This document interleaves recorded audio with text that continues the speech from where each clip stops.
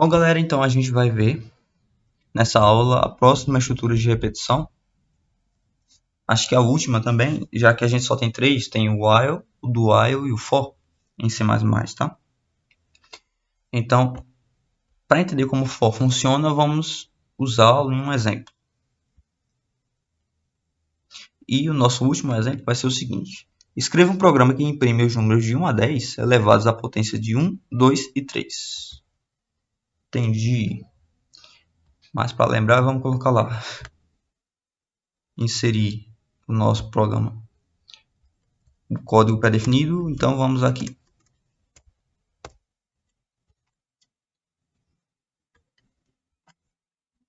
Para fazer esse programa, a gente poderia usar o while, né?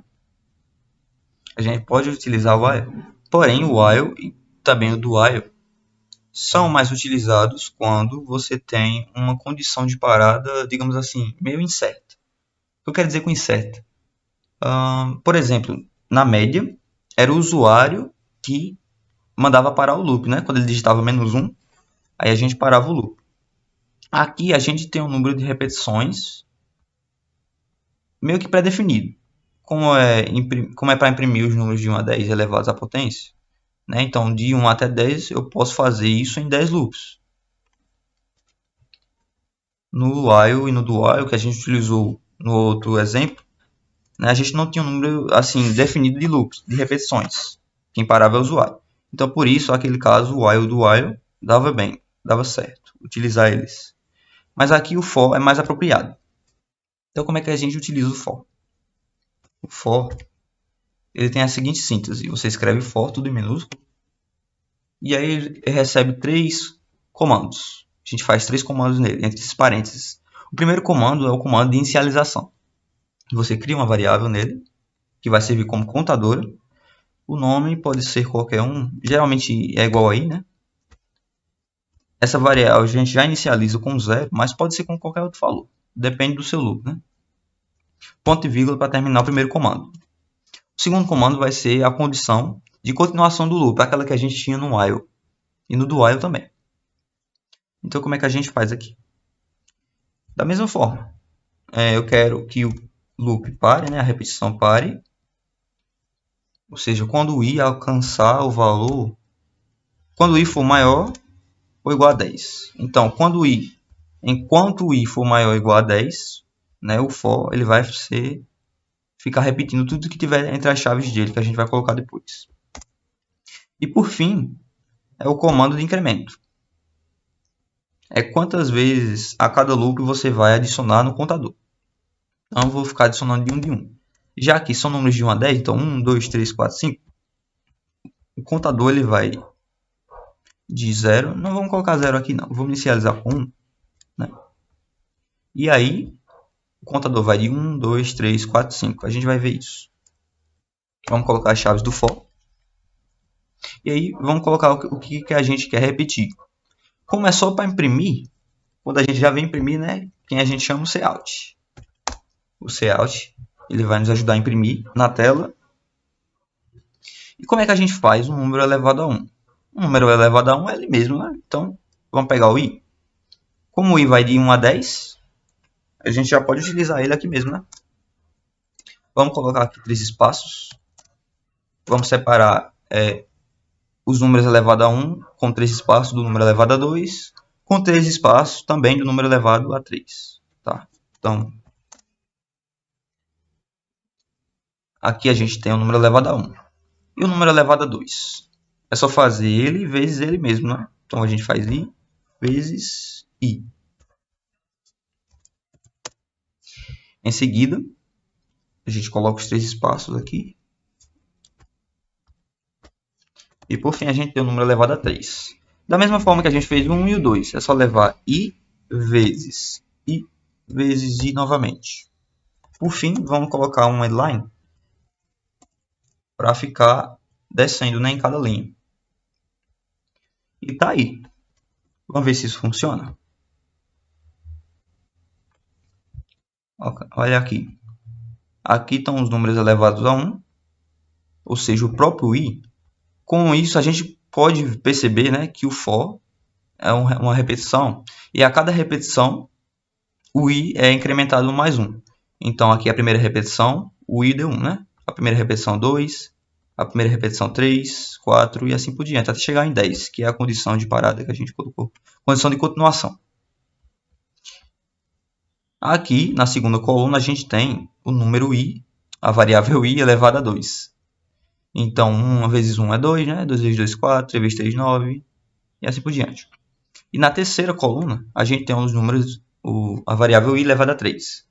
Então, 2 elevado a 3 é 8, 3 elevado a 3 é 27, 4 é 64, e assim por diante também. A gente pode utilizar, para substituir esses espaços, a gente pode utilizar um caractere especial chamado tabulação, ou T, né? Você coloca dessa forma aqui, a barrinha, invertido T. Aqui também, já que a gente quer um espaço, ele dá 3 espaços, dá uma organizada melhor no nosso código, né? Na nossa visualização. Tá aqui, ele deu um espaço maior, né? Mas ele conseguiu ajeitar aqui, os números ficou até mais organizados. Beleza? Agora, como é que eu poderia fazer isso aqui também? Como a gente só tem uma única instrução dentro do for, a gente pode omitir as chaves. Isso é válido para o while também. Tá vendo? Funciona da mesma forma. É válido para o if, para o else, para o while, tá? Quando você só tem uma única instrução, você pode omitir. Se tivesse mais de uma, aí a gente teria que colocar as chaves, se quisesse que essa instrução a mais ficasse dentro do for. Outra forma de fazer a potência é utilizando a biblioteca CMF. Então a gente inclui CMF.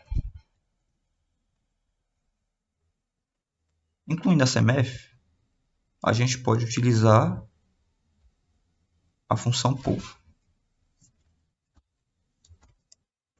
A função poll ele recebe dois parâmetros.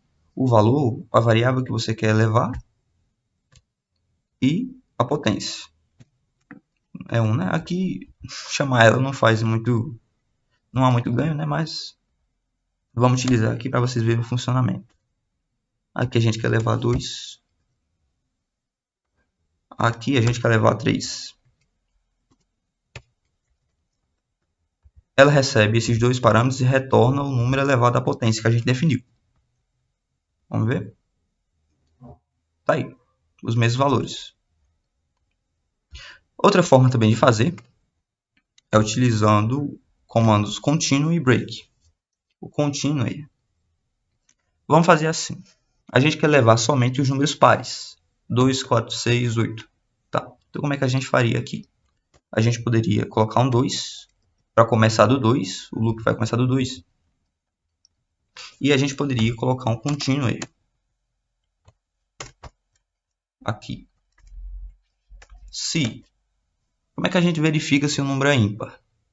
A gente viu na aula do if, né?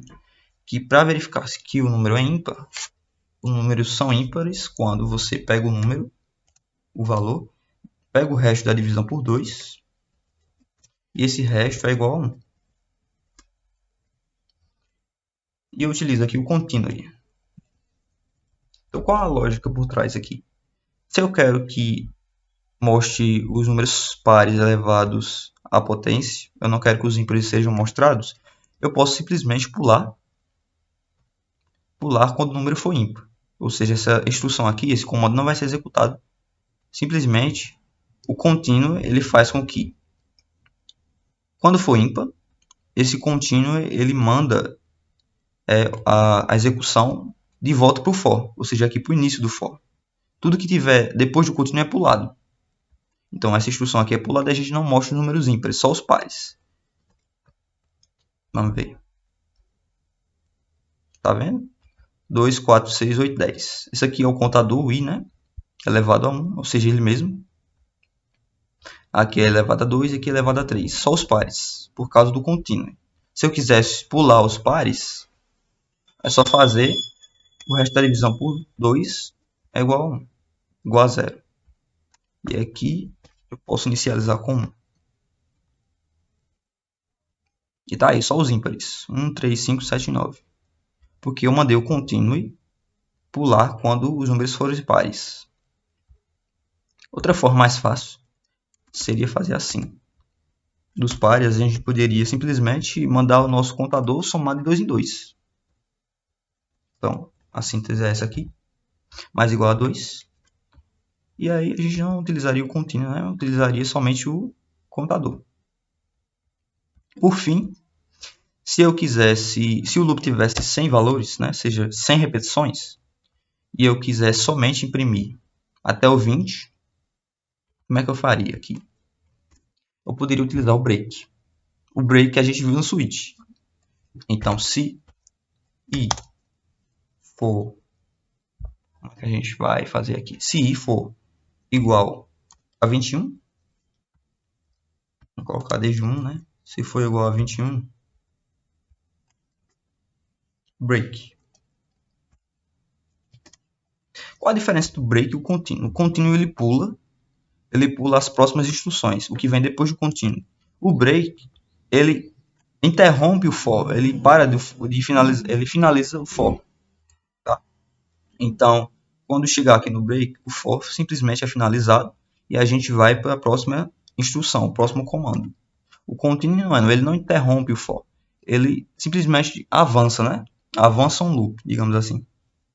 Então, a gente coloca igual a 21, porque ele vai imprimir de 1 até 20, né? Vamos ver. De 1 até 19, né? Deu errado aqui. Que a gente começou do 1 e a gente está incrementando aqui de 2. É verdade. Se a gente só está incrementando 1, a gente pode fazer assim, que fica mais fácil. Tá aí, de 1 até 20. Se eu quisesse de 1 a 50, era só eu colocar 51. Porque no 51 ele vai parar. Apertei errado aqui. E tá aí, a lista 9 dos números elevados a 1, a 2 e a 3. Acho que até aqui, né?